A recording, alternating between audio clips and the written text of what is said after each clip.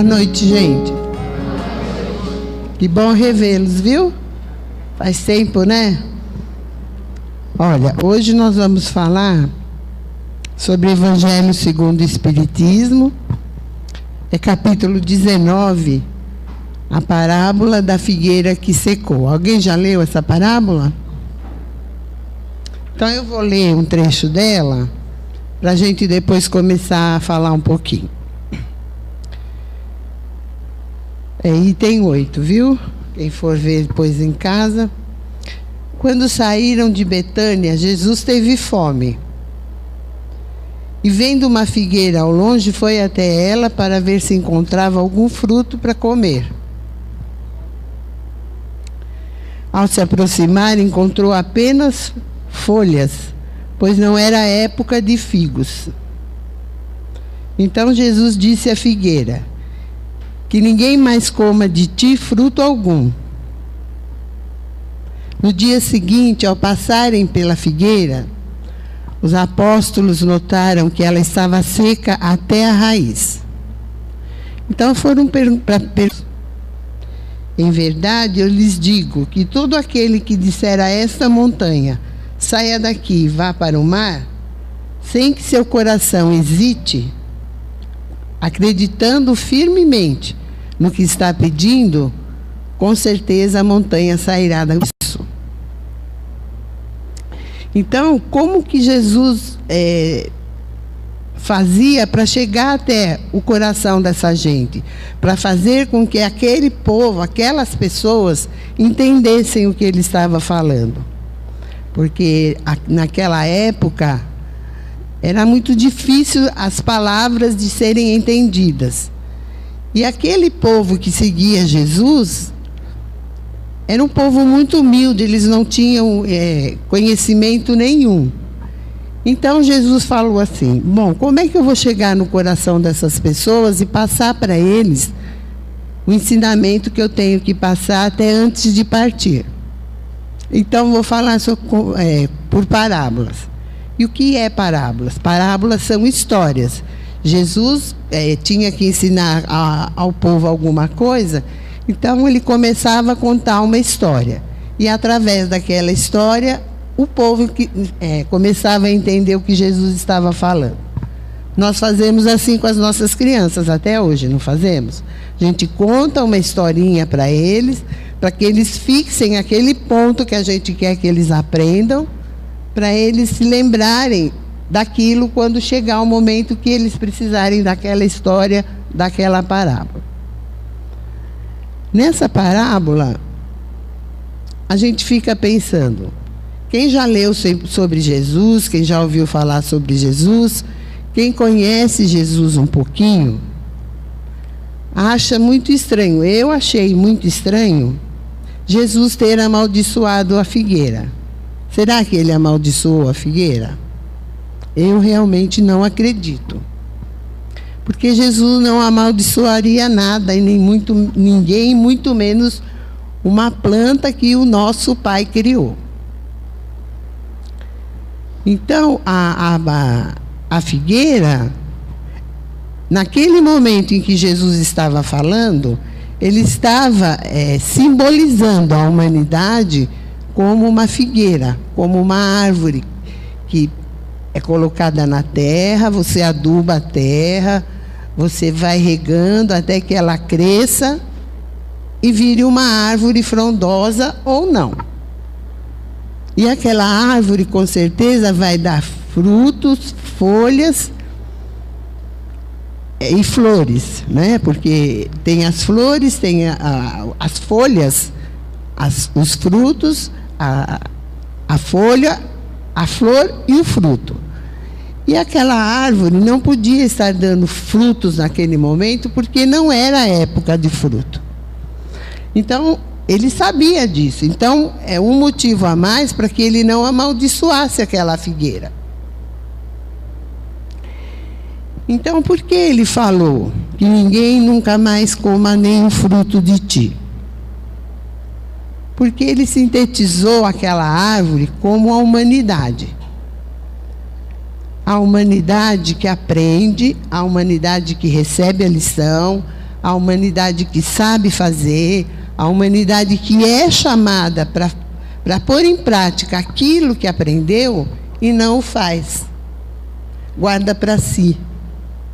Tem uma passagem no Evangelho que fala assim, que quando você não passa para os outros aquilo que você aprendeu, morre com você.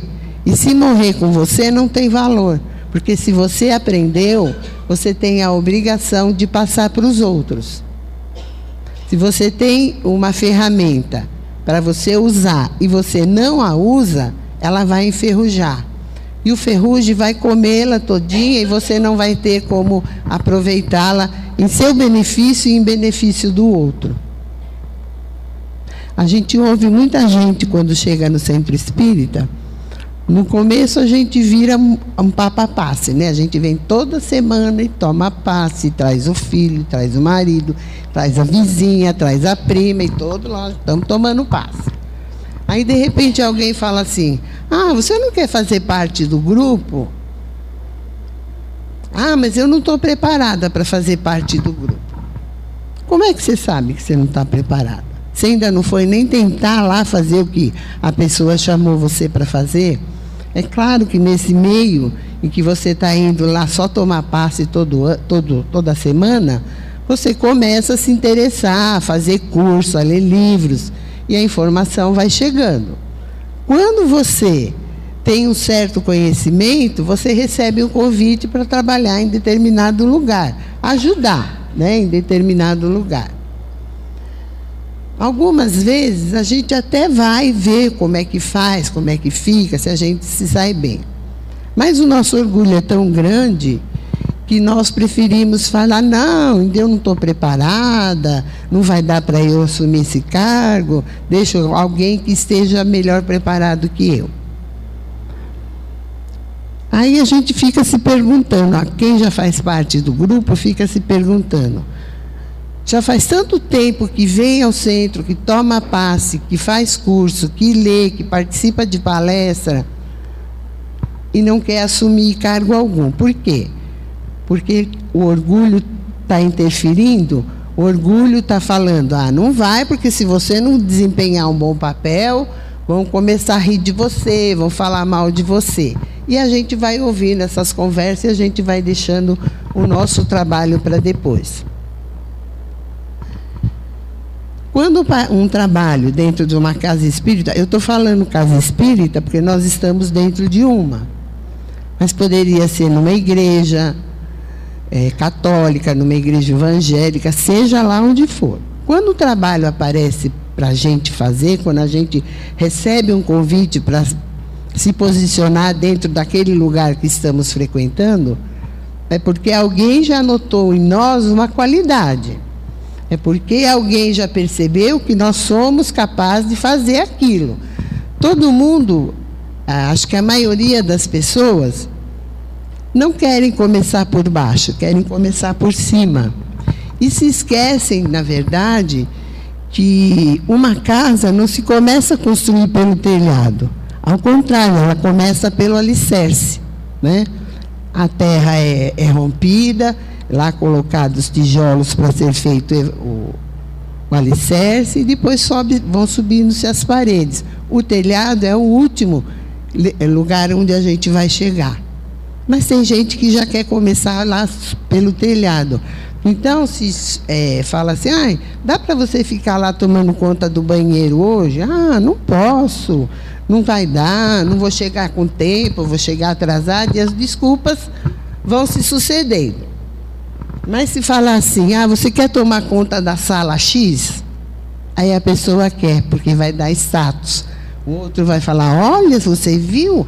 Ela está trabalhando na casa e já está tomando conta daquela sala, está fazendo isso, está fazendo aquilo, e seu nome começa a circular, e você começa a falar, poxa, eu estou ficando boa nisso, então agora eu não quero mais só tomar conta daquela sala, eu quero ser um dos diretores da casa. E eu começo a me esforçar para ser.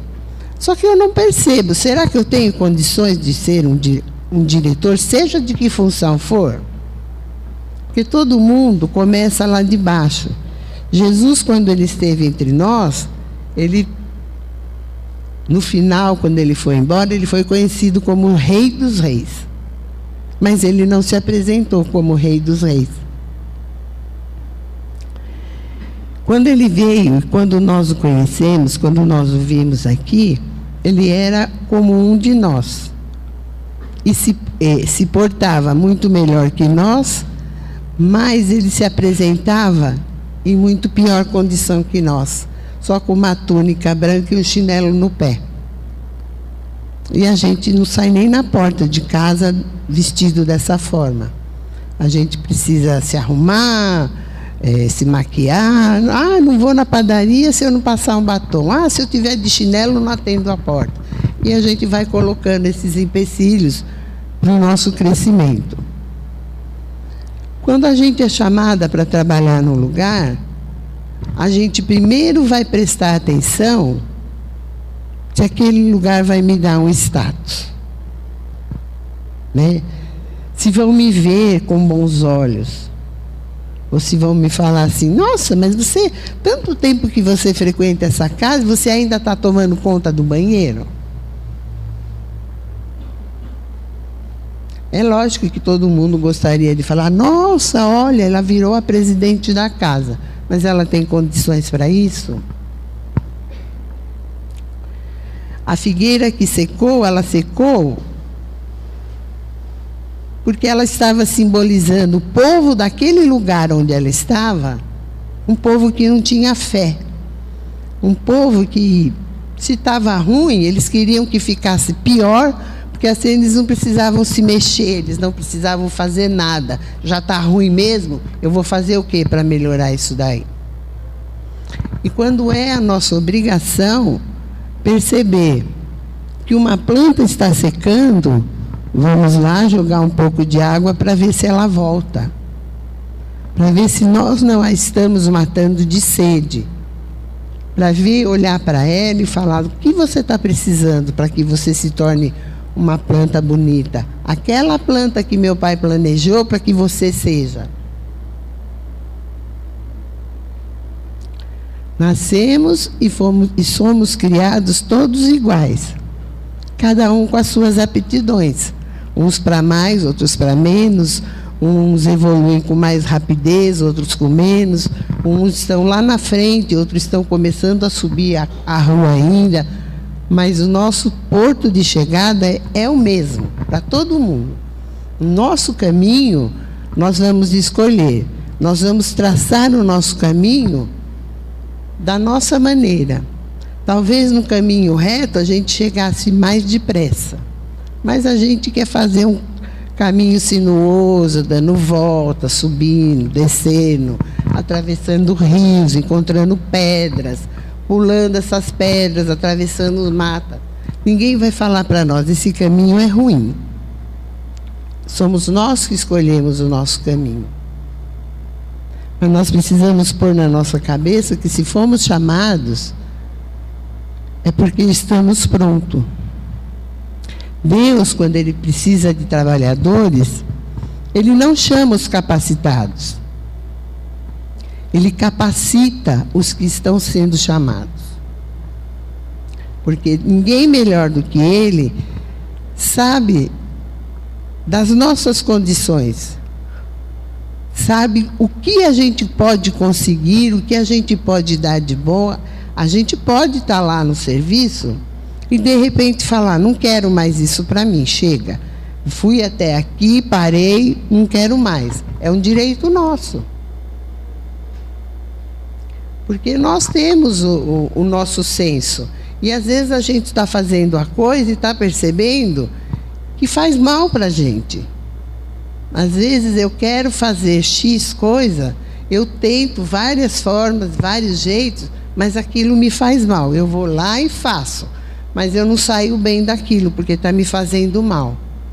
Então eu tenho o direito de falar: eu fui até aqui, agora aqui eu paro e eu vou pegar outro caminho. Porque temos as nossas decisões, temos que decidir o que queremos para nós. Mas não podemos fugir daquilo que nós nos programamos para fazer quando a gente estava lá em cima. Ninguém chegou em nós, nos pegou pelo colarinho e falou, você vai lá e vai fazer. Não. É nos mostrado as nossas aptidões, é nos mostrado o que podemos e até onde podemos chegar, e nós escolhemos, o restante é conosco. Então, essa figueira que secou, ela secou, provavelmente, eu penso assim, como era um povo que era acomodado, como era um povo que não estava a fim de brigar por melhores condições, por melhorar aquela cidade, por melhorar aquele lugar, ela secou, porque todos aqueles que estavam ali em volta pensavam como ela. Então, quando eu não quero, quando eu não me aceito, quando eu não me dou, quando eu falo, tudo na minha volta está uma porcaria, tudo vira uma porcaria mesmo. Porque se eu não me dispuser a fazer com aquilo que está à minha volta uma coisa melhor, vai só piorar. E vai piorando, piorando, até que acaba. Eu acredito que essa figueira que secou, ela secou, não porque Jesus falou que ninguém mais coma um fruto de ti. É porque ela já se sentia uma planta inútil. Então, melhor seria morrer. Dar lugar para uma outra que, quem sabe, viesse com mais força, com mais vontade de sobrevivência. Porque se a gente for olhar nos mínimos detalhes, nós vemos que esse planeta foi um planeta planejado para nós, seres mortais. Mas nós não podemos, nenhum de nós vai sair daqui e falar assim, morri porque eu não tinha condições de me alimentar. Porque em qualquer rua que você passe, tem uma planta, uma árvore frutífera, da qual você pode apanhar o fruto e se alimentar. Deus pensou em tudo, Ele não deixou uma lacuna que não fosse preenchida para a nossa sobrevivência.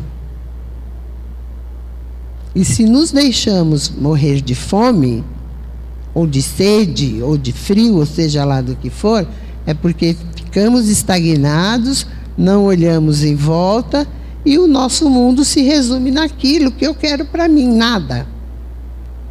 E para o nada eu vou retornar.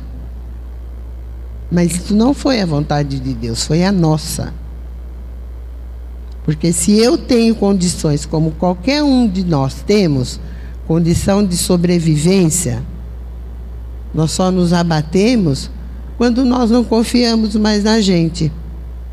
Quando a gente olha para a gente e fala, sou uma porcaria. Aí, nesse momento, quando a gente fala isso, a gente está se voltando contra Deus, né? Deus criou porcaria? Eu não tenho encontrado, em todos esses meus anos de vida, uma porcaria criada para Deus, por Deus, eu nunca vi. Ele só criou coisas que nos beneficiem de alguma maneira. Algumas coisas, é claro que temos que brigar, que temos que correr atrás para conseguirmos. Mas se nos impusermos e falarmos, é isso que eu quero e é isso que eu vou conseguir, eu vou conseguir. Porque quando eu pretendo chegar num lugar, ninguém, nada me desvia do meu foco, porque o meu interesse é lá. Então lá eu vou chegar e lá eu vou conseguir realizar aquilo que eu quero. Às vezes acontecem algumas coisas conosco e depois de algum tempo a gente começa a questionar os nossos aprendizados.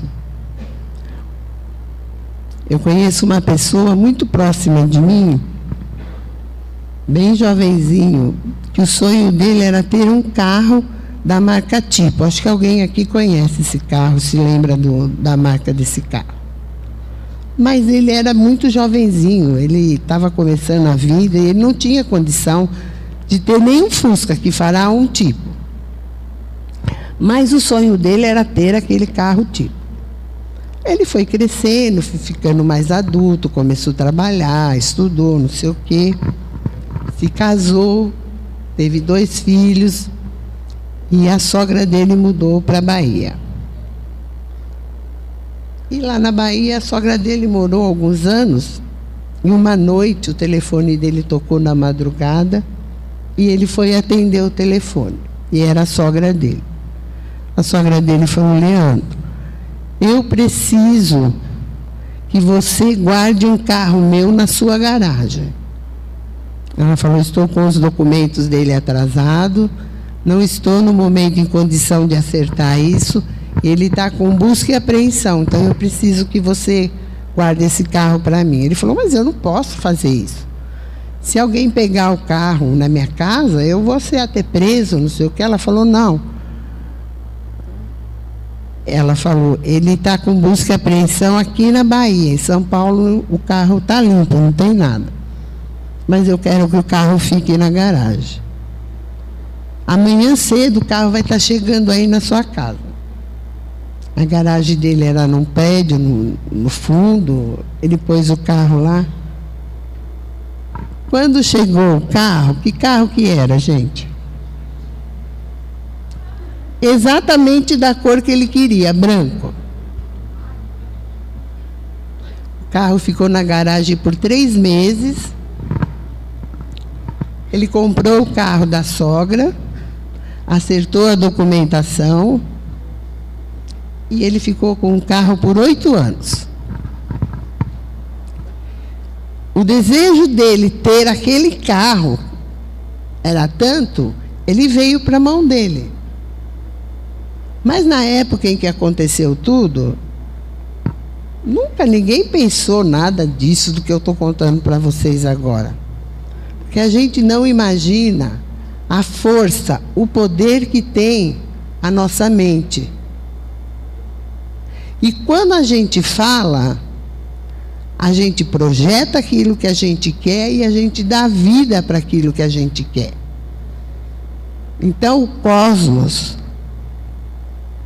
ele atua em nosso favor.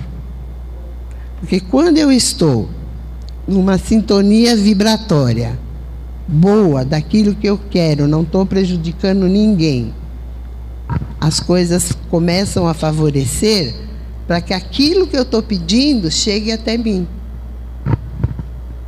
E olha, quando é uma coisa ruim, o procedimento é o mesmo. Porque o universo está povoado de mentes boas e mentes más. Se eu estou na sintonia das mentes boas, eles vão me favorecer. Se eu estiver na sintonia das mentes que só ficam maquinando alguma coisa para prejudicar o outro, eu vou entrar na sintonia e vou também ajudar o outro a ser prejudicado. Não tem assim, é você ou é você. Não. É aquele que for a bola da vez, que vai estar passando por ali e vai ser pego. Então, o que Jesus quis dizer aqui? Se tiveres fé, né? Num grão de mostarda, que a sua fé seja do tamanho de um grão de mostarda. E você falar para essa montanha sair daqui e passar para lá, que montanha que Jesus está falando? É aquela montanha que tem lá na serra? São essas montanhas que nós criamos dentro de nós. São essas montanhas que nós fabricamos com a nossa mente. São montanhas que, a olho vivo nosso, são impossíveis de transpô-las. Mas que nós temos, sim, condição de transpô-las. Nós temos condições de tirá-la daqui e levá-la para lá. Tirarmos ela de cá e trazermos para cá. Mas nós precisamos ter fé. E, infelizmente, o que nós menos temos é fé. Se a gente está com algum problema, principalmente se for um problema de saúde. Às vezes a gente vai fazer um exame e a gente está tão desesperada, está tão apavorada, que antes do médico dar o diagnóstico, a gente já sentiu todas as sensações daquela doença, porque eu tenho isso, e eu falo tanto que quando o diagnóstico vem aquilo mesmo que eu estava pensando. E da mesma forma que eu tive força para trazer aquilo para mim, eu tenho essa força dentro de mim para tirar aquilo de mim. Eu não quero ele em mim. Eu não fui nascida e criada para isto. Vem para nós? Claro que vem. Essa é a nossa primeira encarnação? Claro que não. Quantas já vivemos lá para trás? E o que fizemos lá para trás? A gente precisa ter consciência e fazer um mergulho dentro da gente e pensar o seguinte: esta encarnação nossa é a nossa melhor encarnação. Aí você olha para você assim e fala: se essa é a minha melhor encarnação, por que eu fui lá atrás?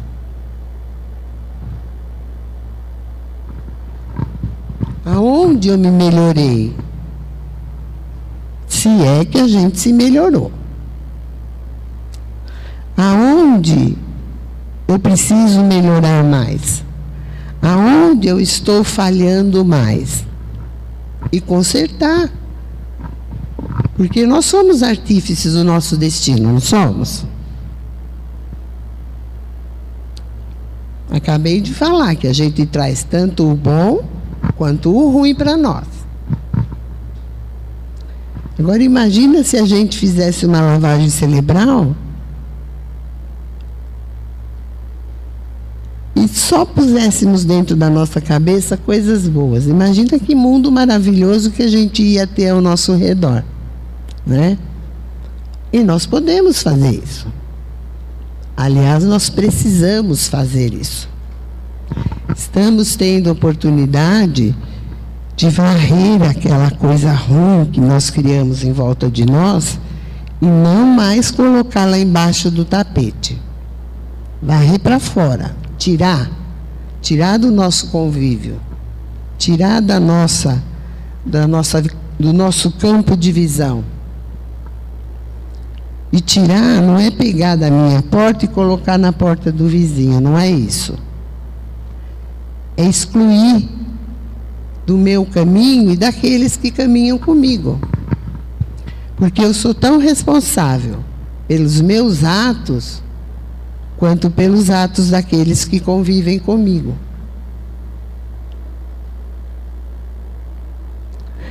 Quando Jesus disse para a figueira que ninguém mais coma fruto algum de ti, ele estava tentando acordar aquelas pessoas para que se mexessem, para que fizessem algo em seu favor, em seu benefício, em benefício daquela cidade, em benefício daquele povo, que por não acreditarem mais em nada, por não se verem como filhos de Deus, se achavam grandes porcarias, sem motivação para nada. Mas, infelizmente, acredito que nessa passagem dele, ele conseguiu um pouco, mas aquele povo todo não, porque era um povo descrente. E é muito difícil quando você vai conversar com alguém, e que logo no começo, na saída da conversa, você começa a perceber que aquela pessoa está descrente. Se você fala, tenta fazer assim, mas eu já tentei, tenta voar, eu já voei, tudo que você fala, a pessoa fala que já fez e que não deu certo. Aí a gente pode questionar, será que ela já fez tudo mesmo? Ou será que sair do convívio, sair do seu local seguro, dá trabalho, né? Eu saí da minha comodidade para tentar coisas novas, eu estou me arriscando. Porque quando eu vou tentar alguma coisa, eu não tenho certeza se essa coisa vai dar certo ou não. Pode dar.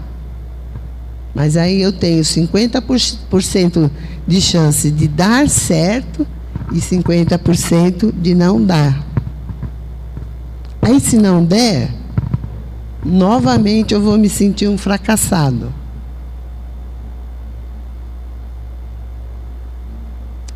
Eu acredito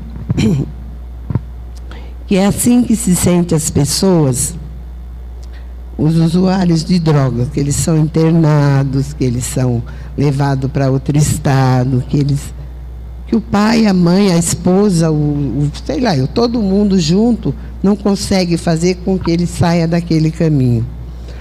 Eu acredito que as primeiras vezes que ele é internado, ele vai ciente que ele vai voltar bom. E provavelmente ele sai da onde estava bom. Mas ele não continua bom por muito tempo. A vontade dele é muito pequena. Tem muita gente que fala assim: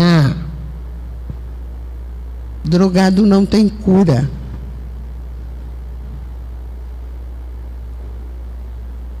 Mas tem.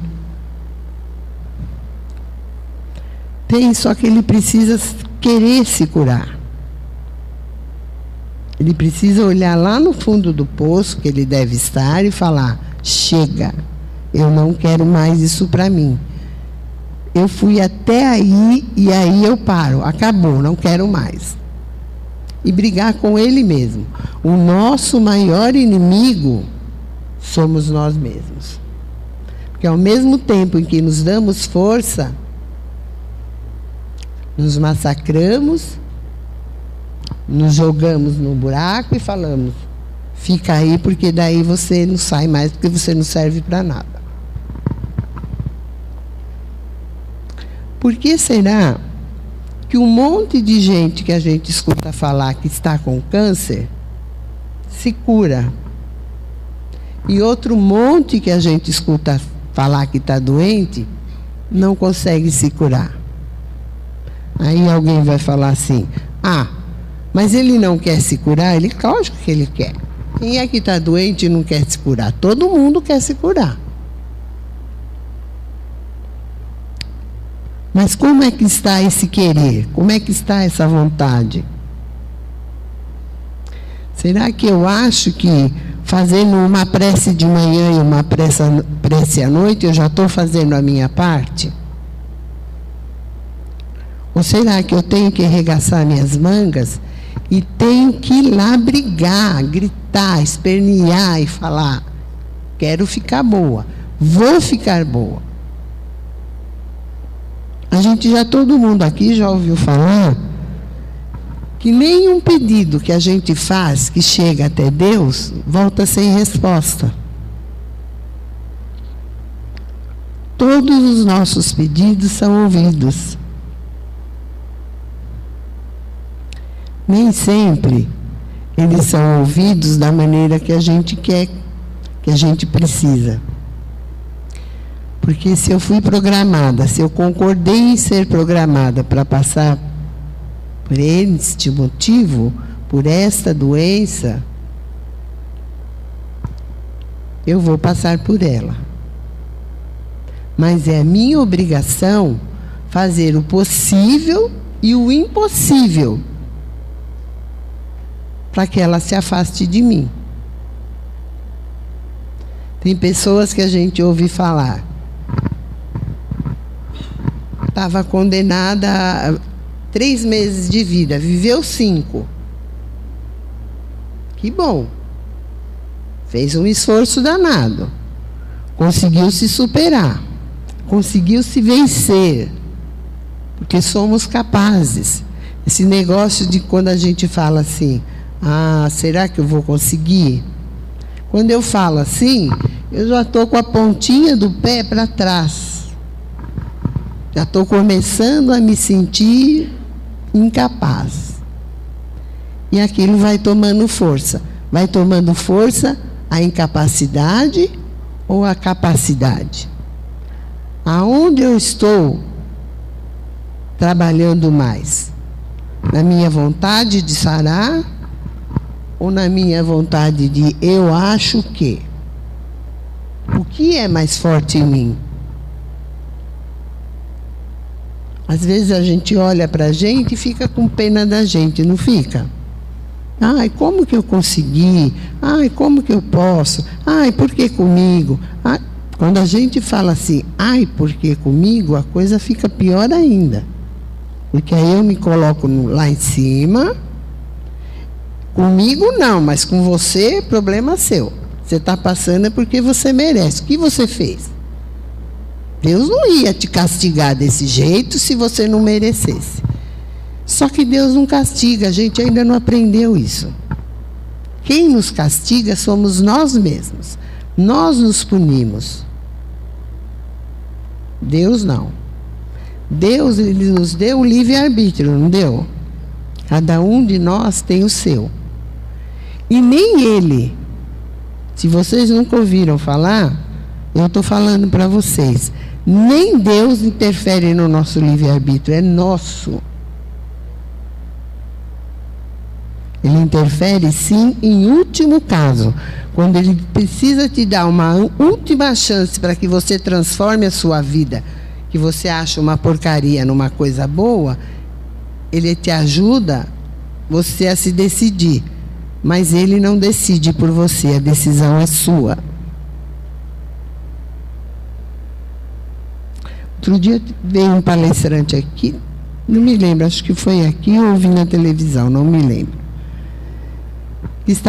Foi na televisão, estava sendo mostrado vários acidentes de moto, de caminhão, de carro. E eram acidentes que poderiam ser evitados.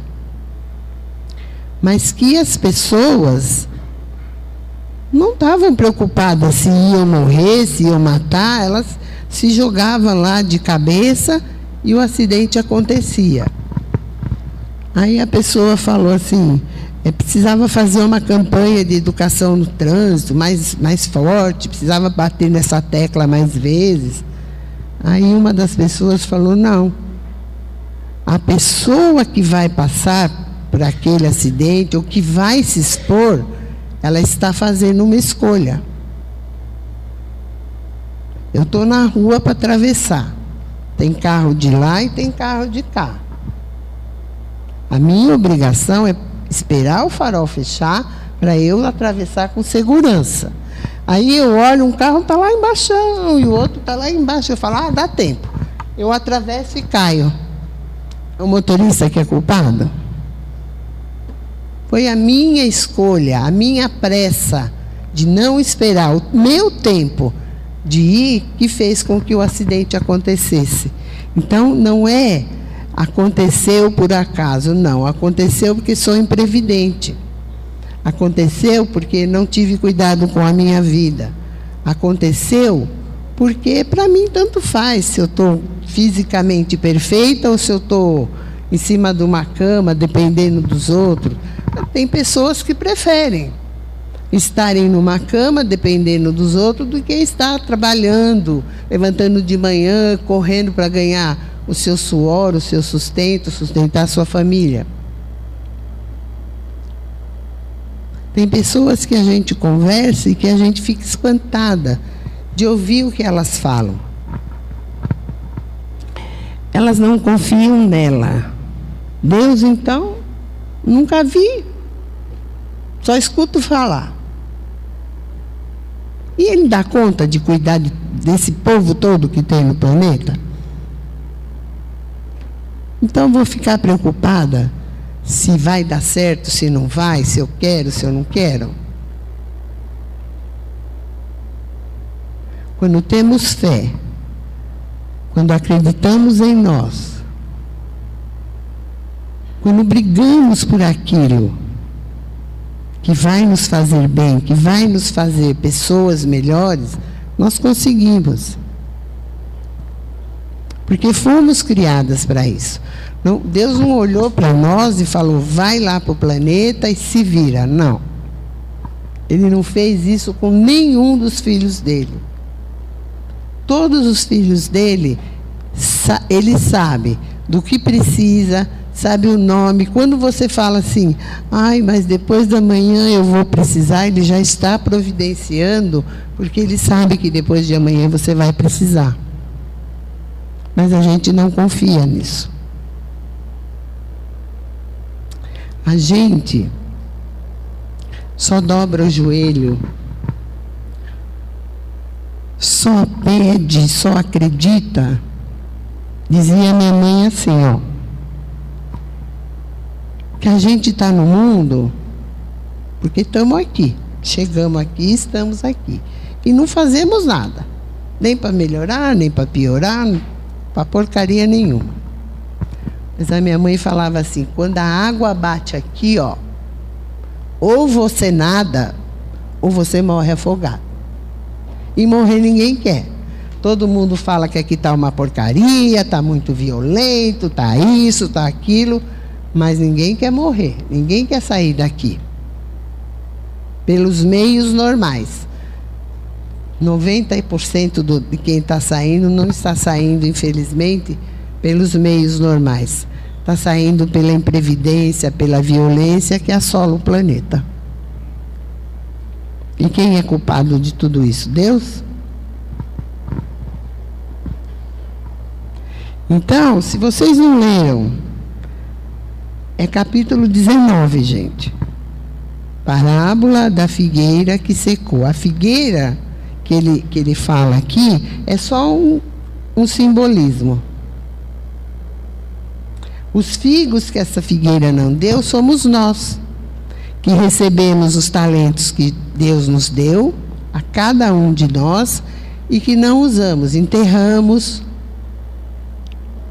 não fazemos uso, não aproveitamos para passar para o outro.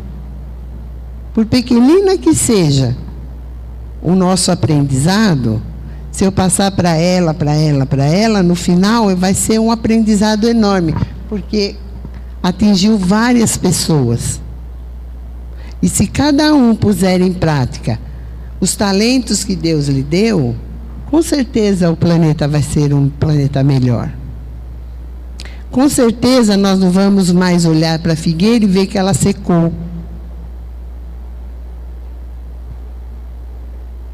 Porque a imprevidência toma conta de nós quando nós queremos, quando nós deixamos. Ela está aqui do nosso lado, ó.